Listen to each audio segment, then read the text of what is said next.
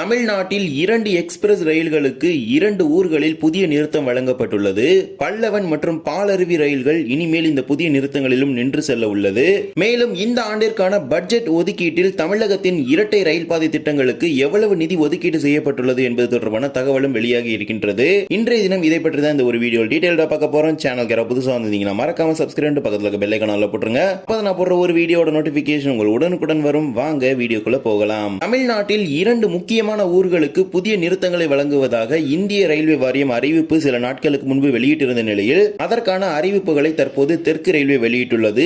எந்த தேதியிலிருந்து இது நடைமுறைக்கு வருகிறது என்பதை பல்லவன் சூப்பர் ஃபாஸ்ட் ரயிலுக்கு பெண்ணாடம் ரயில் நிலையத்திலும் பாலருவி எக்ஸ்பிரஸ் ரயிலுக்கு கல்லிடைக்குறிச்சி நிலையத்திலும் நிறுத்தம் வழங்குவதாக அறிவிச்சிருக்கிறாங்க. Train number 12605 12606 Chennai Egmore Karaikudi Pallavan super fast express இந்த ரயிலுக்கு அரியலூர் மற்றும் விருதாச்சலத்திற்கு இடைப்பட்டுள்ள பெண்ணாடம் ரயில் நிலையத்தில் நிறுத்தம் வழங்குவதாக அறிவிச்சிருக்கிறாங்க. சோதனை அடிப்படையில் இந்த நிறுத்தமானது வழங்கப்பட உள்ளது. அதன்படி வருகின்ற மே 15ஆம் தேதியிலிருந்து சென்னை எழும்பூரிலிருந்தும் காரைக்குடியிலிருந்தும் இந்த நிறுத்தம் நடைமுறைக்கு வரும். சென்னை எழும்பூரிலிருந்து தினமும் மாலை 3:40 மணிக்கு புறப்படும் ரயில் பெண்ணாடம் ரயில் நிலையத்திற்கு இரவு 7:01 மணிக்கு வந்து சேரும். ஒரு நிமிட நிறுத்தத்திற்கு பிறகு 7:02 மணிக்கு புறப்பட்டு காரைக்குடிக்கு இரவு 10:30 மணிக்கு வந்து சேரும். மறு மார்க்கத்தில் காரைக்குடியிலிருந்து தினமும் காலை 5:30 மணிக்கு புறப்படும் ரயில் பெண்ணாடம் ரயில் நிலையத்தில் காலை 8:27 மணிக்கு நின்று 8:28 மணிக்கு புறப்படும். தொடர்ச்சியாக சென்னை எழும்பூருக்கு மதியம் 12:15 மணிக்கு சென்று சேரும். அரியலூர் மற்றும் விருதாச்சலத்திற்கு இடைப்பட்டுள்ள இந்த பெண்ணாடம் ரயில் நிலையத்தில் சோதனை நிறுத்தம் வழங்குவதாக அறிவிச்சிருக்கிறாங்க. இதே போலவே train number 16791 16792 Palakkad Thoothukudi Palaruvi express இந்த ரயிலுக்கு அம்பாசமுத்திரம் மற்றும் சேரன் மகாதேவி ஆகிய 2 ரயில் நிலையங்களுக்கும் இடைப்பட்டுள்ள கல்லிடைக்குறிச்சி நிலையத்தில் நிறுத்தம் வழங்குவதாக அறிவிப்பு வெளியிட்டிருக்கிறாங்க. இதுவும் ஒரு சோதனை அடிப்படையிலான ஒரு நிறுத்தமாகும். அதன்படி வருகின்ற மே 15ஆம் தேதியிலிருந்து பாலருவி எக்ஸ்பிரஸ் இரு மார்க்கத்திலும் கல்லிடைக்குறிச்சி ரயில் நிலையத்தில் நின்று செல்லும் என அறிவிச்சிருக்கிறாங்க. பாலக்காட்டிலிருந்து தினமும் மாலை 4:05 மணிக்கு புறப்படக்கூடிய ரயில் கல்லிடைக்குறிச்சிக்கு மறுநாள் அதிகாலை 3:45 மணிக்கு வந்து 3:46 மணிக்கு புறப்படும். தொடர்ச்சியாக தூத்துக்குடிக்கு காலை 6:35 மணிக்கு சென்று சேரும். அதே போலவே தூத்துக்குடியிலிருந்து தினமும் இரவு 10 மணிக்கு புறப்படும் ரயில் கல்லிடைக்குறிச்சி நிலையத்திற்கு இரவு 11:21 மணிக்கு வந்து 11:22 மணிக்கு புறப்பட்டு பாலக்காட்டிற்கு மறுநாள் மதியம் 12 மணிக்கு சென்று சேரும். இதுவும் ஒரு சோதனை அடிப்படையிலான நிறுத்தமாக வழங்கியிருக்கிறாங்க. பொதுமக்கள் இந்த சோதனை நிறுத்தங்களை நல்ல முறையில் பயன்படுத்த வேண்டும். அப்போதுதான் வருங்காலத்தில் வரக்கூடிய ஒரு சில ரயில்களுக்கும் இந்த நிலையங்களை நிறுத்தம் வழங்குவாங்க. முன்பதிவு அப்படிங்கிற ஒரு கேட்டகரி மட்டும் தான் பார்ப்பாங்க. முன்பதிவு இல்லாத பெட்டிகள் அப்படிங்கிற கேட்டகரி பாத்தீங்கன்னா பேசிக்கா அந்த அளவுக்கு எடுத்துக்க மாட்டாங்க. முன்பதிவு அப்படிங்கிற ஒரு விஷயத்தை தான் இந்த எக்ஸ்பெரிமெண்ட் ஹால்ட்ல பாத்தீங்கன்னா மெயினா விஷயம் எடுத்துக்குவாங்க. எனவே எக்ஸ்பெரிமெண்ட் ஹால்ட்டா கொடுத்திருக்கிற இந்த ஸ்டேஷன்ஸை நீங்க கண்டிப்பா அனைவரும் முன்பதிவு செய்து இதை பெர்மனன்ட் ஸ்டாப்பிங்கா மாற்ற வேண்டும். இதே போலவே கடந்த பிப்ரவரி மாதம் தாக்கல் செய்யப்பட்ட 2025-26ஆம் ஆண்டிற்கான புதிய பட்ஜெட்டில் தமிழகத்திற்கு சுமார் 6600 கோடி ரூபாய்க்கு மேல் ஒதுக்கீடு செய்யப்பட்டது. இது ரயில்வேயின் பல்வேறு திட்டங்களுக்கு பயன்படுத்தப்படும் நிலையில் நடைமுறையை ரத்து செய்துவிட்டதனால எந்தெந்த திட்டங்களுக்கு எவ்வளவு நிதி ஒதுக்கீடு செய்திருக்கிறாங்க அப்படிங்கிற தகவல் எதுவுமே கிடைக்கப்பெறாமல் இருந்தது. இந்நிலையில தான் ஆர்டிஐ மூலமாக தனிநபர் ஒருவர் கேட்டிருந்த கேள்விக்கு புதிய ரயில் பாதைகளுக்கு எவ்வளவு நிதி ஒதுக்கீடு செய்யப்பட்டுள்ளது என்பது தொடர்பான தகவலை ரயில்வே கொடுத்திருந்தாங்க. இப்போது இரட்டை ரயில் பாதை திட்டங்களுக்கு எவ்வளவு நிதி ஒதுக்கீடு செய்யப்பட்டுள்ளது என்பது தொடர்பான ஒரு தகவலும் வெளியாகி இருக்கின்றது. அதாவது ஏற்கனவே ஒப்புதல் வழங்கப்பட்டு காத்திருக்கும் இரட்டை ரயில் பாதை திட்டங்களுக்கு தான் நிதியானது ஒதுக்கீடு செஞ்சிருக்கிறாங்க.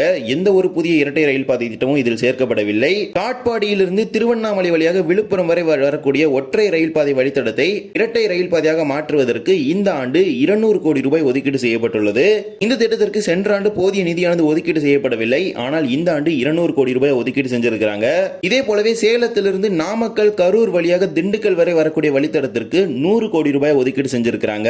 இதே போலவே ஈரோட்டிலிருந்து கரூர் வரை வரக்கூடிய வழித்தடத்தை இரட்டை ரயில் பாதையாக மாற்றுவதற்கு 100 கோடி ரூபாயும் கன்னியாகுமரியிலிருந்து நாகர்கோவில் வழியாக திருவனந்தபுரம் வரை அமைக்கப்பட்டு வரும் இரட்டை ரயில் பாதை திட்டத்திற்கு 1009.6 கோடி ரூபாய் ஒதுக்கீடு செய்யப்பட்டுள்ளது. தற்போது இந்த வழித்தடத்தில் இரட்டை ரயில் பாதை பணிகள் நடைபெற்றுக் கொண்டிருக்கின்றது. நாம் மேலே கூறிய காட்பாடி விழுப்புரம் சேலம் திண்டுக்கல் ஈரோடு கரூர் உள்ளிட்ட எந்த வழித்தடங்களுமே தற்போது வரைக்குமே இரட்டை ரயில் பாதைக்கான பணிகள் எதுவுமே துவங்கப்படவில்லை. ஆனால் இந்த திருவனந்தபுரம் கன்னியாகுமரி வழித்தடத்தில் பாத்தீங்கன்னா பணிகளானது நடைபெற்றுக் கொண்டிருக்கின்றது.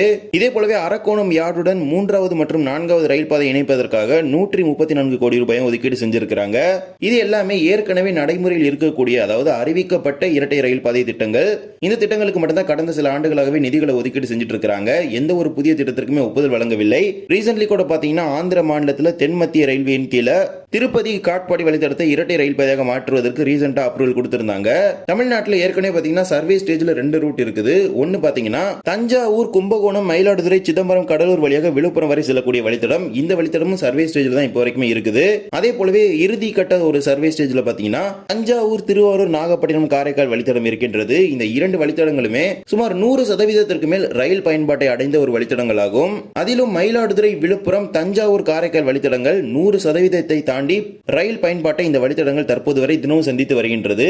மிகப்பெரிய போக்குவரத்து நெரிசல் இந்த வழித்தடங்களில் தினமும் நடைபெற்றுக் கொண்டிருக்கின்றது. இது மட்டுமல்லாமல் அரக்கோணத்திலிருந்து காஞ்சிபுரம் வழியாக செங்கல்பட்டு வரை செல்லக்கூடிய வழித்தடமும் முழுவதும் 100% தாண்டி பயன்பாடு இருக்கின்றது. இந்த வழித்தடத்தில் செல்லக்கூடிய சரக்கு ரயில்களின் எண்ணிக்கை மிகவும் அதிக அளவில் இருந்து வருகின்றது. இந்த வழித்தடத்தை இரட்டை ரயில் பாதையாக மாற்ற வேண்டும் என்கிற ஒரு கோரிக்கை தொடர்ந்து சென்னை கோட்டத்திற்கு அந்த பகுதி மக்கள் முன்வைக்கிறாங்க.